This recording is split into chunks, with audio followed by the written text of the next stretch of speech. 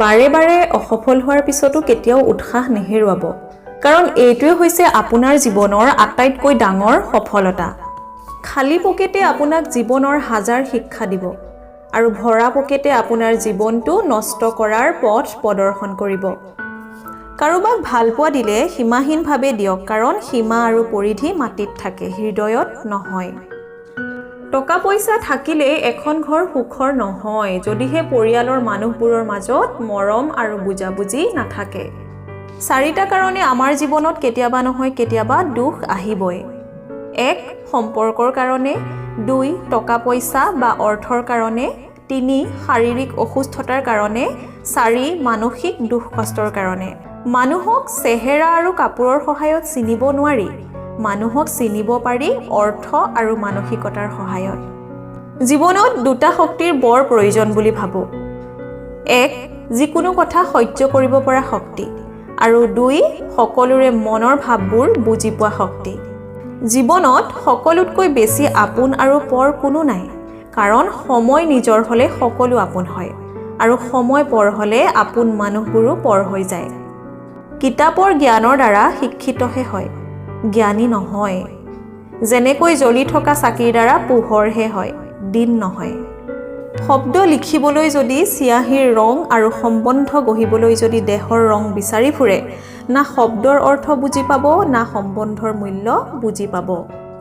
7টা মহাপাপ হৈছে: 1. কৰ্মৰ অবিহনে সম্পত্তি, 2. বিবেক অবিহনে আনন্দ, 3. মানৱতা অবিহনে বিজ্ঞান, 4. চৰিত্ৰ অবিহনে জ্ঞান, 5. আদৰ্শ অবিহনে ৰাজনীতি, 6. নৈতিকতা অবিহনে বাণিজ্য, আৰু 7 হৈছে ত্যাগৰ অবিহনে উপাসনা। আনে আপোনাক যিমান সন্মান দিব আপুনিও তেওঁক সিমানেই সন্মান দিব, তাতকৈ অধিক দিয়াৰ চেষ্টা নকৰিব। কাৰণ এই যুগত মানুহবোৰে সন্মানতকৈ স্বাৰ্থত বেছি চলে, স্বাৰ্থ শেষ হ'লে সন্মান দিবও পাহৰি যায়। প্ৰত্যেকজন মানুহৰ জীৱনত এনেকুৱা এজন মানুহৰ বহুত প্ৰয়োজন, যিয়ে সকলো সময়তে তেওঁৰ লগত থাকিব। গোটেই পৃথিৱী তেওঁৰ বিপক্ষে থাকিলেও সেই মানুহজনে কেতিয়াও তেওঁৰ লগ নেৰিব। পাৰিলে জীৱনত এনেকুৱা এজনৰ হাতত ধৰি লওক, যাক আপোনাৰ আশ্বাসৰ প্ৰয়োজন, যাক আপোনাৰ অনুপ্ৰেৰণাৰ প্ৰয়োজন।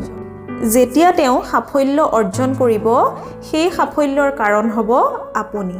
কাৰোবাৰ হৃদয় ভঙাৰ আগত এটা কথা জানি থওক, গোটেই পৃথিৱীখনৰ বাবে আপুনি মাত্ৰ এজন সামান্য মানুহ, কিন্তু কাৰোবাৰ বাবে আপুনিয়েই তেওঁৰ গোটেই পৃথিৱীখন। জীৱনটো এটা সৰল অংকৰ দৰে নহয়নে, য'ত সুখবোৰ যোগ হয়, দুখবোৰ বিয়োগ হয়, হাঁহিবোৰ পূৰণ হয় আৰু বেদনাবোৰ হৰণ হয়।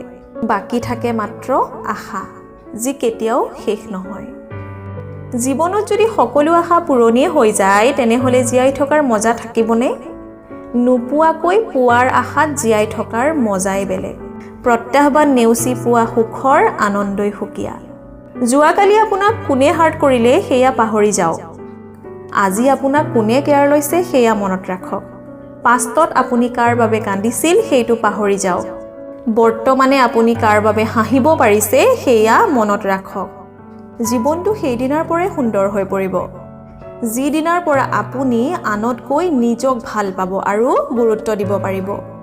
অৱহেলাই বহুত কিবা কিবি শিকায়, সহ্য কৰিবলৈ, নিজৰ গুৰুত্ব বুজিবলৈ, আমনি নকৰিবলৈ, অকলে থাকিবলৈ, কিন্তু কেতিয়াও আনক অৱহেলা কৰিবলৈ নিশিকায়। নিজকে অকলশৰীয়া বুলি কেতিয়াও নাভাবিব, ভাবিব যে মই অকলশৰীয়াই যথেষ্ট। কাৰোবাৰ পৰা ইম্পৰ্টেঞ্চ লোৱাতকৈ অকলে থকাই ভাল। আমাৰ জীৱনৰ ৰাস্তাটো অলপ ওখ চাপৰ হোৱাটো দৰকাৰ, কাৰণ সমান হ'লে জীৱনৰ মৰ্মটো বুজিব নোৱাৰিব। আচলতে দূৰত্বৰ সৃষ্টি হ'ব লাগে, দূৰত্বৰ সৃষ্টি নহ'লে প্ৰিয় মানুহবোৰৰ প্ৰতি ভাল পোৱা কিমান গভীৰ সেইটো বুজিব নোৱাৰি। কিছুমান মানুহ আছে, তেওঁলোকে অপৰাধ নকৰিলেও আনৰ কাষত সদায় দুখী হৈ থাকে। সকলোতকৈ ডাঙৰ জয় হ'ল জীৱনত এনেকুৱা এটা কৰি দেখুওৱা, যি সকলোৱে ভাবিছিল আপুনি সেইটো কেতিয়াও কৰিব নোৱাৰিব বুলি। জীৱনৰ পৰা কিবা হেৰাই গ'লে কেতিয়াও ভাগি নপৰিব, কাৰণ যি হয় ভালৰ কাৰণেই হয়। ধন্যবাদ।